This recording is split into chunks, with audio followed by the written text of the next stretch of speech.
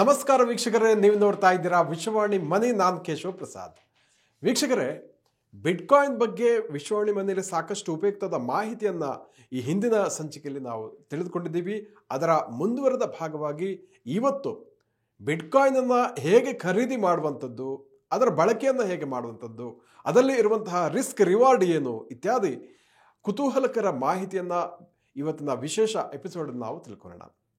ಈ ಕಾರ್ಯಕ್ರಮಕ್ಕೆ ನಮ್ಮ ಜೊತೆ ಎಂದಿನಂತೆ ಕಾರ್ತಿಕ್ ಎಂ ಅವರು ನಮ್ಮ ಜೊತೆ ಇದ್ದಾರೆ. ಸ್ವತಃ ಬಿಟ್ಕಾಯಿನನ್ನು ಬಳಕೆ ಮಾಡ್ತಾರೆ, ಅದೇ ರೀತಿ ಸಾಕಷ್ಟು ಅಧ್ಯಯನವನ್ನು ಕೂಡ ಮಾಡಿರುವಂತಹ ಕಾರ್ತಿಕ್ ಅವರನ್ನ ಕಾರ್ಯಕ್ರಮಕ್ಕೆ ಬರಮಾಡ್ಕೊಳ್ಳೋಣ. ನಮಸ್ಕಾರ ಸರ್, ಕಾರ್ಯಕ್ರಮಕ್ಕೆ ಸ್ವಾಗತ.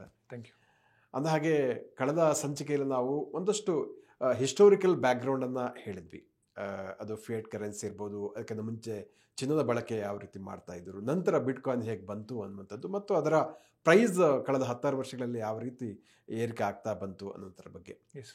ಸೊ ಹಾಗಾಗಿ ಇವತ್ತಿನ ಸಂಚಿಕೆಯಲ್ಲಿ ಬಿಟ್ಕಾಯಿನ್ ಅನ್ನು ಹೇಗೆ ಬೈ ಮಾಡುವಂಥದ್ದು, ಖರೀದಿಸುವುದು ಹೇಗೆ, ಅದನ್ನು ಬಳಕೆ ಮಾಡೋದು ಹೇಗೆ, ಅದರಲ್ಲಿರುವಂತಹ ರಿಸ್ಕ್ ಫ್ಯಾಕ್ಟರ್ಗಳೇನು ಇತ್ಯಾದಿ ಅಂಶಗಳ ಬಗ್ಗೆ ಮಾತಾಡಿದ್ರೆ ಚೆನ್ನಾಗಿರುತ್ತೆ ಅಂತ ನಂಗೆ ಅನಿಸ್ತಾ ಇದೆ. ಸೊ ಮೊದಲನೇ ಪ್ರಶ್ನೆ ಏನಂತಂದರೆ, ಬಿಟ್ಕಾಯಿನನ್ನು ಹೇಗೆ ಬೈ ಮಾಡಬೇಕು ಅನ್ನುವಂಥದ್ದು.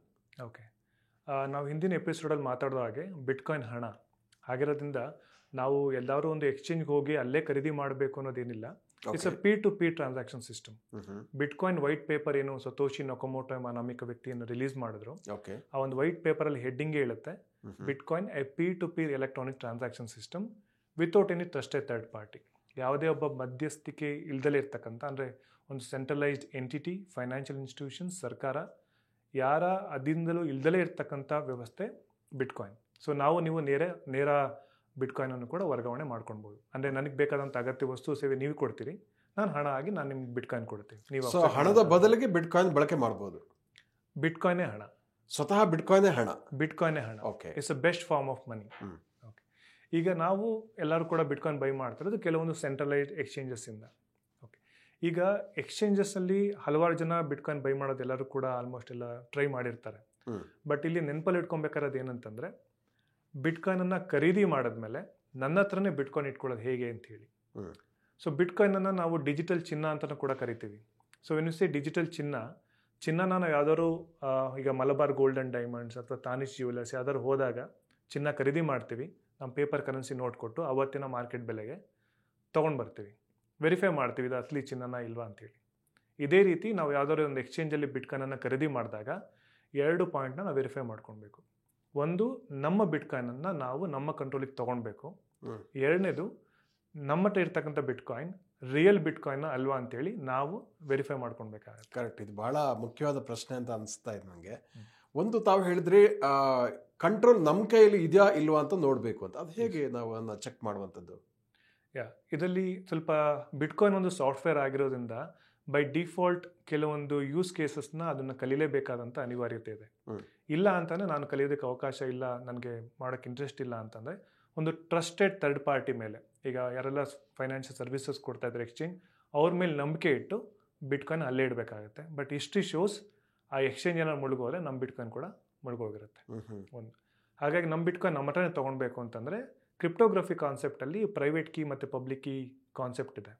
ಪ್ರೈವೇಟ್ ಕೀ ಅಂತಂದರೆ ಸಿಂಪಲಾಗಿ ಹೇಳಬೇಕು ಅಂದರೆ, ಈಗ ನಾವು ಮನೆಯಲ್ಲಿ ಚಿನ್ನನ ಲಾಕ್ ಮಾಡಿರ್ತೀವಿ, ಕೀ ಅದು ನನ್ನ ಕೀ ಇರುತ್ತೆ, ಎಲ್ಲಿವರೆಗೂ ನನ್ನ ಕೀ ನನ್ನ ಹತ್ರನೇ ಇರುತ್ತೆ, ಯಾರು ಅದನ್ನು ಓಪನ್ ಮಾಡೋಕ್ಕಾಗೋದಿಲ್ಲ. ಅದೇ ರೀತಿ ಬಿಟ್ಕಾಯಿನ್ಗೂ ಕೂಡ ಒಂದು ಪ್ರೈವೇಟ್ ಕೀ ಅಂತೇಳಿ ನಾವು ಕ್ರಿಯೇಟ್ ಮಾಡ್ಕೊಳ್ಬೇಕು. ಎಲ್ಲಿವರೆಗೂ ಕೀ ನನ್ನ ಹತ್ರನೇ ಇರುತ್ತೆ ಅಲ್ಲಿವರೆಗೂ ಬಿಟ್ಕಾಯಿನ್ ನನ್ನ ಹತ್ರನೇ ಇರುತ್ತೆ. ಸೊ ಈ ಒಂದು ಪ್ರೈವೇಟ್ ಕೀ ಯೂಸ್ ಮಾಡಿ, ಪ್ರೈವೇಟ್ ಮತ್ತು ಪಬ್ಲಿಕ್ ಕೀ ಅಂತ ಒಂದು ಕಾನ್ಸೆಪ್ಟ್ ಇದೆ ಕ್ರಿಪ್ಟೋಗ್ರಫಿಲಿ, ಅದನ್ನು ಯೂಸ್ ಮಾಡಿ ನಾವೊಂದು ಪಬ್ಲಿಕ್ ಅಡ್ರೆಸ್ನ ನಾನು ಎಕ್ಸ್ಚೇಂಜಿಗೆ ಕೊಡಬೇಕು. ನೋಡಪ್ಪ, ನಾನು ಪಬ್ಲಿಕ್ ಅಡ್ರೆಸ್ನ ಕೊಡ್ತಾ ಇದ್ದೀನಿ, ಈ ಅಡ್ರೆಸ್ಗೆ ನಾನು ಈಗೇನು ಚಿನ್ನ ಖರೀದಿ ಮಾಡಿದೆ ಅಂದರೆ ಬಿಟ್ಕಾಯಿನ್ ಖರೀದಿ ಮಾಡಿದ್ದೀನಿ, ಆ ನನ್ನ ಬಿಟ್ಕಾಯಿನನ್ನು ಈ ಪಬ್ಲಿಕ್ ಅಡ್ರೆಸ್ ಕಳಿಸು ಅಂತೇಳಿ ಎಕ್ಸ್ಚೇಂಜ್ಗೆ ಹೇಳಬೇಕು. ಎಕ್ಸ್ಚೇಂಜ್ ಅವರು ಯಾವಾಗ ನನ್ನ ಪಬ್ಲಿಕ್ ಅಡ್ರೆಸ್ಸಿಗೆ ಬಿಟ್ಕಾಯಿನ್ ಕಳಿಸ್ತಾರೆ ಆವಾಗ ಅದು ನನ್ನ ಬಿಟ್ಕಾಯಿನ್ ಆಗುತ್ತೆ. ಇದನ್ನು ನಾನು ಹಲವಾರು ಬಿಟ್ಕಾಯಿನ್ ಟೈಮ್ ಚೈನ್ ಎಕ್ಸ್ಪ್ಲೋರರ್ಸ್ ಅಂತ ಏನಿದೆ ಅಲ್ಲೋಗಿ ವೆರಿಫೈ ಮಾಡ್ಬೋದು, ಅಥವಾ ನಾನೇ ಸ್ವತಃ ಬಿಟ್ಕಾಯಿನ್ ಸಾಫ್ಟ್ವೇರ್ನ ನನ್ನ ಲ್ಯಾಪ್ಟಾಪಲ್ಲಿ ರನ್ ಮಾಡಿ ನನ್ನ ಹತ್ರ ಬಿಟ್ಕಾಯಿನ್ ಇದೆಯಾ ಅಂತೇಳಿ ವೆರಿಫೈ ಮಾಡ್ಕೊಳ್ಬೋದು. ಇಲ್ಲಿ ನಮ್ಮ ದೇಶದಲ್ಲಿ ಅಥವಾ ನಮ್ಮ ರಾಜ್ಯದಲ್ಲಿ ಇರ್ತಕ್ಕಂತಹ, ಅಂದರೆ ಬಹುತೇಕ ಜನರಿಗೆ ಅರ್ಥ ಆಗದಿರ್ತಕ್ಕಂಥ ಒಂದು ವಿಚಾರ ಏನಂತಂದರೆ, ಬಿಟ್ಕಾಯಿನನ್ನು ನನ್ನ ಹತ್ರನೇ ತೊಗೊಳ್ಬೇಕು, ವಾಪಸ್ ನಾನು ತೊಗೊಳ್ಬೇಕು ನನ್ನ ಕಂಟ್ರೋಲಿಗೆ ಅನ್ನೋದೇ ಬಹುತೇಕ ಜನರಿಗೆ ಗೊತ್ತಿಲ್ಲ. ಹೌದು, ಈ ಒಂದು ಅವೇರ್ನೆಸ್ ಕೊರತೆ ಇಲ್ದೇ ಹಲವಾರು ನಾವು ಕರ್ನಾಟಕದಲ್ಲಿ ನೋಡಿದ್ವಿ, ಕರ್ನಾಟಕ ಬಿಟ್ಕಾಯಿನ್ ಹಗರಣ ಅಂತ ಆಗಿರ್ಬೋದು, ಅಥವಾ ಹಲವಾರು ಎಕ್ಸ್ಚೇಂಜಸ್ ಕೊಲ್ಯಾಪ್ಸ್ ಆಗಿರ್ಬೋದು, ಅಥವಾ ಹ್ಯಾಕ್ ಆಗಿರ್ಬೋದು, ಅಥವಾ ಇನ್ನೇನೋ ಮಾಹಿತಿಗಳು ನಾವು ನೋಡ್ತಾ ಇದ್ದೀವಲ್ಲ, ನೂರಾರು ಕೋಟಿ ರೂಪಾಯಿ ವಹಿವಾಟು ಸ್ಕ್ಯಾಮ್ ಆಯಿತು ಅಂತೆಲ್ಲ, ಎಲ್ಲ ಮೂಲ ಕಾರಣ ಈ ಒಂದು ಅವೇರ್ನೆಸ್ನ ಕೊರತೆ. ಅಂದ್ರೆ ಈ ಬಿಟ್ಕಾಯಿನ್ ನಮ್ಮ ಕಂಟ್ರೋಲ್ ಇದ್ರೆ ಅದು ಹ್ಯಾಕ್ ಆಗುವಂತ ಚಾನ್ಸಸ್ ಇಲ್ಲ ಅಂತ ಹೇಳ್ತೀರಾ? ಬಿಟ್ಕಾಯಿನ್ ನೆಟ್ವರ್ಕ್ನ ಹ್ಯಾಕ್ ಮಾಡಕ್ಕೆ ಇದುವರೆಗೂ ಯಾರ ಕೈನೂ ಸಾಧ್ಯನೇ ಆಗಿಲ್ಲ, ಸಾಧ್ಯನೇ ಆಗೋದಿಲ್ಲ. ಆ ನೆಟ್ವರ್ಕ್ ಆ ರೀತಿ ಇದೆ. ಬಟ್ ಯಾವಾಗ ನಮ್ಮ ಬಿಟ್ಕಾಯಿನ್ ಅನ್ನ ನಾವು ಒಂದು ಟ್ರಸ್ಟೆಡ್ ಥರ್ಡ್ ಪಾರ್ಟಿ ಎಕ್ಸ್ಚೇಂಜ್ ಅಲ್ಲಿ ಇಡ್ತೀವಿ, ಅವರು ನಮ್ಮ ಹಣನ ಮಿಸ್ಯೂಸ್ ಮಾಡ್ಕೊಳ್ಳೋಂಥ ಚಾನ್ಸಸ್ ಜಾಸ್ತಿ ಇರುತ್ತೆ. ಕರೆಕ್ಟ್. ಈಗ ನಾವು ನಮ್ಮ ಚಿನ್ನ ನಮ್ಮ ಹತ್ರ ಇಟ್ಕೊಳ್ತೀವಿ, ಪಕ್ಕದ ಮನೆಯವ್ರ ಹತ್ರ ಕೊಡೋದಿಲ್ಲ, ಅಥವಾ ಮಲಬಾರ್ ಗೋಲ್ಡ್ ಅಂಡ್ ಡೈಮಂಡ್ಸ್ ಅಲ್ಲೇ ಇಟ್ಬಿಟ್ಟು ಬರೋದಿಲ್ಲ. ಹಾಗಾಗಿ ಯಾವತ್ತೂ ಕೂಡ ನಾವು ನಮ್ಮ ಬಿಟ್ಕಾಯಿನ್ ನಮ್ಮ ಕಂಟ್ರೋಲಿಗೆ ತೊಗೊಳ್ಬೇಕು. ಕರೆಕ್ಟ್. ಇದೊಂದು ಯಾವತ್ತೂ ನೆನಪಲ್ಲಿ ಇಟ್ಕೊಂಡಿರ್ಬೇಕು. ಹೇಗೆ ತಗೊಳ್ಳೋದು ಅದು ಇವೆಂಚುಲಿ ಅರ್ಥ ಆಗ್ತಾ ಹೋಗುತ್ತೆ.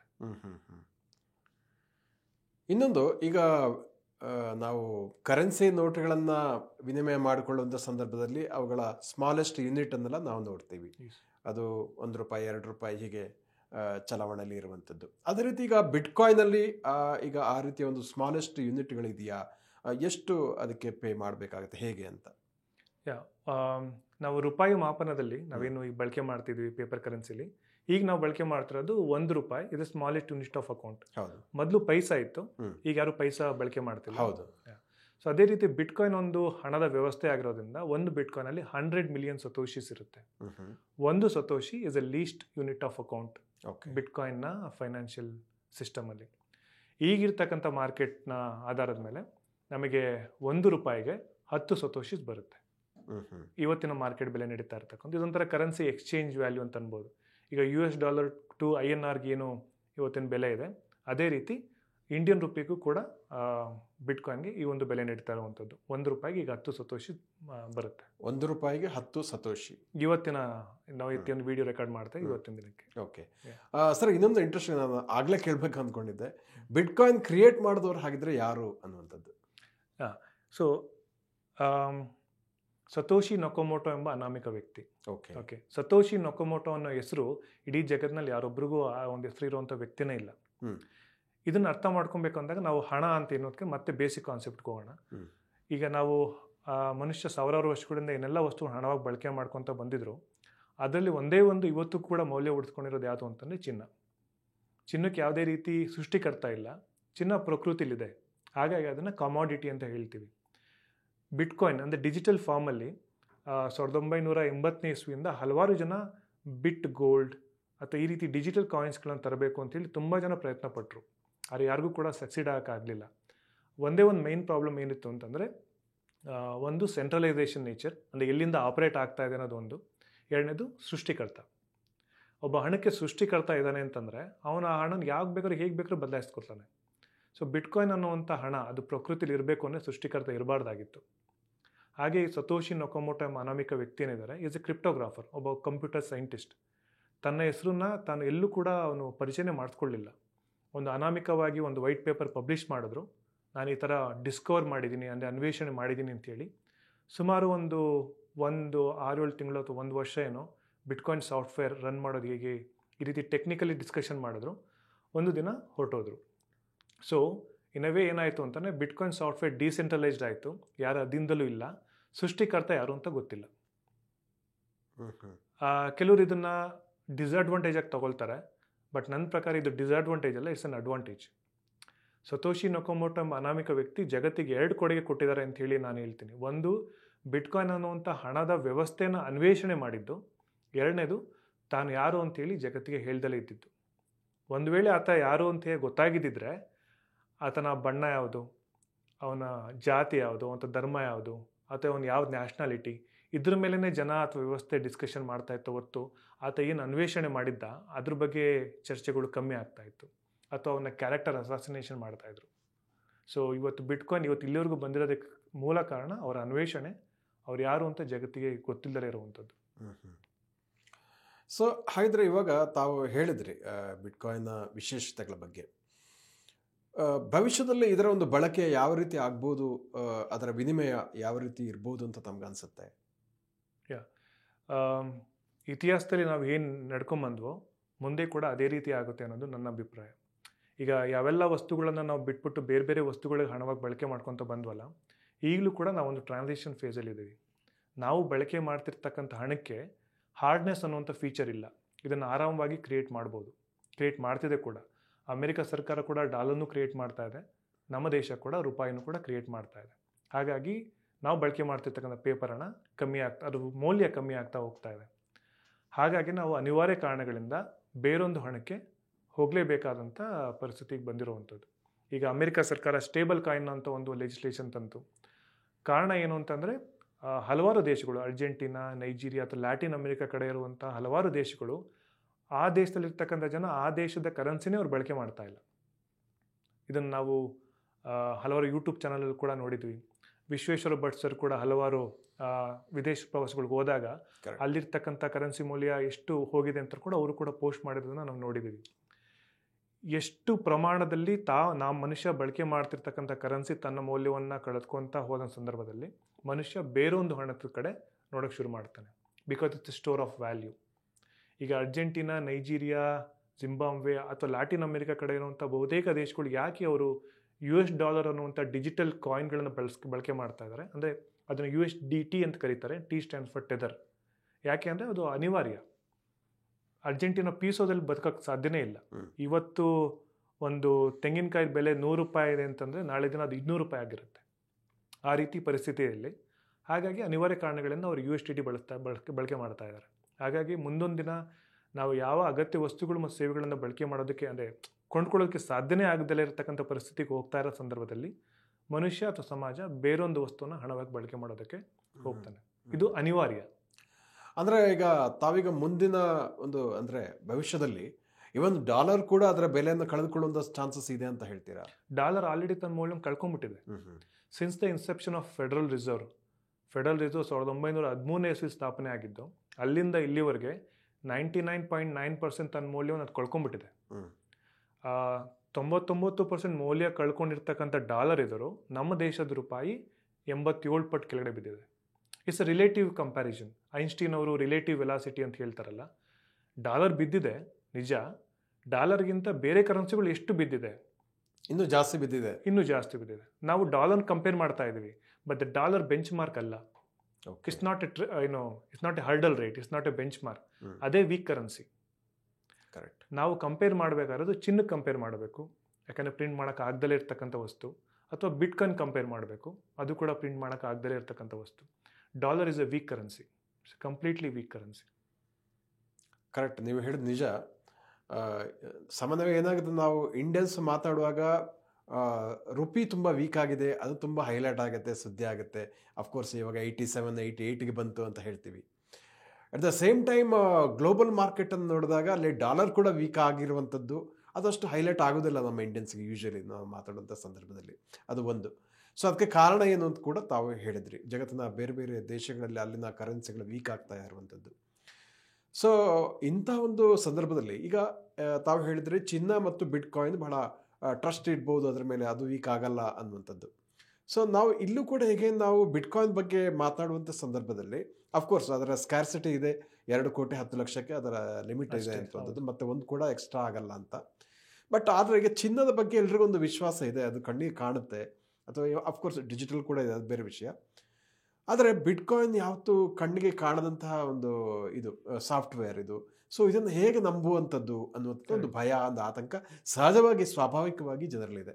ಸೊ ಅವರಿಗೆ ನಿಮ್ಮ ಒಂದು ಏನು ಸಜೆಷನ್ ಅಥವಾ ತಮ್ಮ ಒಂದು ಒಪಿನಿಯನ್ ಏನು ಅಂತದ್ರ ಬಗ್ಗೆ? ಸೊ ಕಳೆದ ವಾರ ನನ್ನ ಆಫೀಸಲ್ಲಿ ಒಬ್ರು ಮ್ಯಾನೇಜರ್ ಹತ್ರ ಮಾತಾಡಬೇಕಾದ್ರೆ ಅವರು ಇದನ್ನೇ ಹೇಳಿದ್ರು, ಬಿಟ್ಕಾಯಿನ್ ಮುಟ್ಟಕ್ಕಾಗೋದಿಲ್ಲ, ನಾನು ಹೇಗೆ ನಂಬಲಿ ಅಂತ ಹೇಳಿ. ಹೌದು. ಈಗ ನಾವೇನು ಮಾತಾಡ್ತಾ ಇದ್ದೀವಿ, ಇದು ನಾವು ಯೂಟ್ಯೂಬಲ್ಲಿ ಏನು ಟೆಲಿಕಾಸ್ಟ್ ಆಗುತ್ತೆ, ಅದು ಕೂಡ ನಾವು ವರ್ಚುವಲಿಗೆ ನೋಡ್ತಾ ಇರ್ತೀವಿ. ಹೌದು. ದ ಸಿಗ್ನಲ್ಸ್ ಟ್ರಾನ್ಸ್ಮಿಟ್ ಆಗ್ತಾ ಇರುತ್ತೆ. ನಾವು ಕೂಡ ಆಫೀಸಲ್ಲಿ ಬಳಕೆ ಮಾಡ್ತಿರ್ತಕ್ಕಂತಹ ಕಂಟ್ರೋಲರ್ಸ್ ಎಲ್ಲ ಏನಿದೆ, ಅಲ್ಲೂ ಕೂಡ ಸಿಗ್ನಲ್ಸ್ ಟ್ರಾನ್ಸ್ಮಿಟ್ ಆಗ್ತಾ ಇರುತ್ತೆ. ಹಾಗಂತ ಅದು ಇಲ್ಲ ಅಂತ ಹೇಳೋಕ್ಕಾಗೋದಿಲ್ಲ. It has a value. Correct. So ನಾವೀಗ ಬಳಕೆ ಮಾಡ್ತಿರ್ತಕ್ಕಂತಹ ಪೇಮೆಂಟ್ ಸಿಸ್ಟಮ್ ಕೂಡ it's in the digital form. PhonePe, Google Pay ಇವೆಲ್ಲವೂ ಕೂಡ ಡಿಜಿಟಲ್ ಇರುವಂಥದ್ದು. ಈಗ ಹಣ ಅಂತ ನೋಡಿದ್ರೆ, ಹಣ ಡಿಜಿಟಲ್ ಆಗಿ ಕೂಡ ನಾವು ಬಳಕೆ ಮಾಡ್ತಾ ಇದ್ದೀವಿ, ಹಿಂದೆ ಅನಲಾಗ್ ಕೂಡ ಇತ್ತು. ಬಟ್ ಹಣದ ಮೂಲ ಕರ್ತವ್ಯಗಳೇನು, ಬಿಟ್ಕಾಯಿನ್ ಅದು ಫುಲ್ಫಿಲ್ ಮಾಡುತ್ತಾ ಅನ್ನೋದು ಇಲ್ಲಿ ವೆರಿ ಇಂಪಾರ್ಟೆಂಟ್ ಆಗಿದೆ. ಕರೆಕ್ಟ್. ಹಣಕ್ಕೆ ಇರಬೇಕಾದಂಥ 3 ಕ್ಯಾರೆಕ್ಟರಿಸ್ಟಿಕ್ಸ್ ಅಥವಾ ಮಾಡಲೇಬೇಕಾದ ಫಂಕ್ಷನಾಲಿಟಿ ಏನಂತಂದರೆ, ಒಂದು ಸ್ಟೋರ್ ಆಫ್ ವ್ಯಾಲ್ಯೂ. ಹ್ಮ್. ನಾನು ಕಷ್ಟಪಟ್ಟು ದುಡ್ದಿರ್ತಕ್ಕಂಥ ಹಣವನ್ನ ಕಾಪಾಡ್ಕೊಳ್ಳೋ ಶಕ್ತಿ ಈ ಬಿಟ್ಕಾಯಿನ್ ಇದೆಯಾ ಇಲ್ವಾ ಅನ್ನೋದು. ಇದೆಯಾ ಇಲ್ವಾ? ಓಕೆ. ಯಾಕಂದ್ರೆ ಯಾರು ಕಷ್ಟಪಟ್ಟು ದುಡ್ದಿರೋದನ್ನ ಹಾಳು ಮಾಡ್ಕೊಳ್ಳೋದಕ್ಕೆ ಯಾರು ಇಷ್ಟಪಡೋದಿಲ್ಲ. ಈಗ ಇನ್ನೂ ಸಿಂಪಲ್ ಆಗಿ ಹೇಳಿದ್ರೆ, ಒಬ್ಬ ವ್ಯಕ್ತಿ 100 ರೂಪಾಯಿ ಸಂಪಾದನೆ ಮಾಡ್ತಾನೆ. ಆ 100 ರೂಪಾಯಿಯ ಒಂದು ಮೌಲ್ಯ ಇನ್ನೊಂದು ವಾರ ಬಿಟ್ಟು ಅಥವಾ ಒಂದು ವರ್ಷ ಬಿಟ್ಟು ಅದೇ 100 ರೂಪಾಯಿ ಇರುತ್ತಾ ಅಥವಾ ಇನ್ನು ಕಡಿಮೆ ಆಗಿರುತ್ತಾ ಅಥವಾ ಹೆಚ್ಚಾಗಿರುತ್ತಾ ಅನ್ನೋದು. ಆಗ್ಬೇಕು ಅಂತ ಜನ ಬಯಸ್ತಾರೆ. ಕಡಿಮೆ ಆದ್ರೆ ಅದು ಏನು ಉಪಯೋಗ ಇರೋದಿಲ್ಲ ಅಲ್ವಾ? ಹಾಗಾಗಿ ಸ್ಟೋರ್ ಆಫ್ ವ್ಯಾಲ್ಯೂ ಅನ್ನುವಂಥದ್ದು ನೀವು ಸಂಪಾದನೆ ಮಾಡುವಂತಹ ಹಣದ ಮೌಲ್ಯ ಅದು ಏರ್ತಾ ಹೋಗ್ಬೇಕು ಅನ್ನುವಂಥದ್ದು. ಎಸ್, ಯಾವುದು ಸ್ಟೋರ್ ಆಫ್ ವ್ಯಾಲ್ಯೂ ಆಗುತ್ತೆ ಮನುಷ್ಯ ಅದರ ಹತ್ರನೇ ಹೋಗ್ತಾನೆ. ಕರೆಕ್ಟ್. ಈಗಿನ ಫಿಯಟ್ ಕರೆನ್ಸಿ ಸಿಸ್ಟಮ್ ಅಲ್ಲಿ ಸ್ಟೋರ್ ಆಫ್ ವ್ಯಾಲ್ಯೂ ಆಗಿರುವಂತದ್ದು ಪೇಪರ್ ಕರೆನ್ಸಿ ಅಲ್ಲ, ಇಟ್ಸ್ ರಿಯಲ್ ಎಸ್ಟೇಟ್. ಹಾಗಾಗಿ ಎಲ್ಲರೂ ರಿಯಲ್ ಎಸ್ಟೇಟ್ ಕಡೆನೇ ಹೋಗ್ತಾ ಇದ್ದಾರೆ. ಕರೆಕ್ಟ್. ಈಗ ಅಲ್ಲೂ ಕೂಡ ಹೇಗೆ ದೊಡ್ಡ ಜಗಳಗಳು, ಹಿಂಸಾಚಾರಗಳು ಕೂಡ ಆಗುತ್ತೆ. ಎಷ್ಟೋ ಸಮಯದಲ್ಲಿ ಆಸ್ತಿಗೋಸ್ಕರ ಗಲಾಟೆಗಳು ಆಗುತ್ತೆ. ಇದು ಈಗ ಮಾತ್ರ ಅಲ್ಲ, ಈಗ ನಾವು ಚಿನ್ನದ ವ್ಯವಸ್ಥೆ ಏನಿತ್ತು ಸಾವಿರಾರು ವರ್ಷಗಳಿಂದ ಚಿನ್ನ ಏನು ಬಳಕೆ ಮಾಡ್ಕೊಂತ ಬಂದಿದ್ದು, that's a store of value. ಆಗಿನ ಕಾಲದಲ್ಲಿ ಚಿನ್ನಕ್ಕೋಸ್ಕರನೇ ರಾಜರುಗಳೆಲ್ಲ ಕಿತ್ತಾಡ್ತಾ ಇದ್ದಿದ್ದು. ಕರೆಕ್ಟ್. ಸೊ ಯಾವ್ದು ಸ್ಟೋರ್ ಆಫ್ ವ್ಯಾಲ್ಯೂ ಇರುತ್ತೆ ಮನುಷ್ಯ ಅದಕ್ಕೋಸ್ಕರನೇ ದುಡಿತಾನೆ, ಹೋರಾಟ ಮಾಡ್ತಾನೆ, ಜಗಳಗಳಾಗ್ತವೆ, ಅನೇಕ ಸಾವು ನೋವುಗಳು ಕೂಡ ಅದಕ್ಕೋಸ್ಕರನೇ ಆಗ್ತಾ ಇರುತ್ತೆ. ಮನುಷ್ಯ ಇರೋದೇ ಹಾಗೆ. ಇದನ್ನ ಡಾರ್ವಿನ್ಸ್ ಥಿಯರಿ, ಡಾರ್ವಿನ್ ಹೇಳ್ತಾರಲ್ಲ, ಸರ್ವೈವಲ್ ಆಫ್ ದಿ ಫಿಟ್ಟೆಸ್ಟ್ ಅಂತೇಳಿ. ಸ್ಟೋರ್ ಆಫ್ ವ್ಯಾಲ್ಯೂಗೋಸ್ಕರನೇ ಮನುಷ್ಯ ನಿರಂತರ ಫೈಟ್ ಮಾಡುವಂತ. ಸೊ ಸ್ಟೋರ್ ಆಫ್ ವ್ಯಾಲ್ಯೂ ದೃಷ್ಟಿಯಿಂದ ಇವಾಗ ಬಹಳ ಪ್ರಬಲವಾಗಿರುವಂಥದ್ದು ಬಿಟ್ಕಾಯಿನ್ ಅಂತ ತಾವು ಹೇಳ್ತೀರಿ. ಬಿಟ್ಕಾಯಿನ್. ಓಕೆ. ಖಂಡಿತವಾಗಿ ಕೂಡ ಮುಂದಿನ ಸಂಚಿಕೆಯಲ್ಲಿ ಇದ್ರ ಬಗ್ಗೆ ಮತ್ತಷ್ಟು ಮಾಹಿತಿಯನ್ನು ನಾವು ನಮ್ಮ ವೀಕ್ಷಕರ ಜೊತೆಗೆ ಶೇರ್ ಮಾಡ್ಕೊಳ್ಳೋಣ ಅಂತ ಅನಿಸ್ತಾ ಇದೆ ನನಗೆ. ಇಷ್ಟು ಹೊತ್ತು ಬಿಟ್ಕಾಯಿನ್ ಬಗ್ಗೆ 2ನೇ ಸಂಚಿಕೆಯಲ್ಲಿ ಸಾಕಷ್ಟು ಉಪಯುಕ್ತವಾದ ಮಾಹಿತಿಯನ್ನು ನೀಡಿದ್ದಕ್ಕಾಗಿ ಧನ್ಯವಾದಗಳು. Thank you. ವೀಕ್ಷಕರೇ, ಇಂತಹ ಮತ್ತಷ್ಟು ಉಪಯುಕ್ತ ವಿಡಿಯೋಗಳಿಗೆ ವಿಶ್ವವಾಣಿ ಮನಿ ಯೂಟ್ಯೂಬ್ ಚಾನಲನ್ನು ವೀಕ್ಷಿಸಿ, ಸಬ್ಸ್ಕ್ರೈಬ್ ಮಾಡಿ ಅಂತ ಕೇಳ್ಕೊಳ್ತಾ ಇದ್ದೀನಿ. ವಂದನೆಗಳು.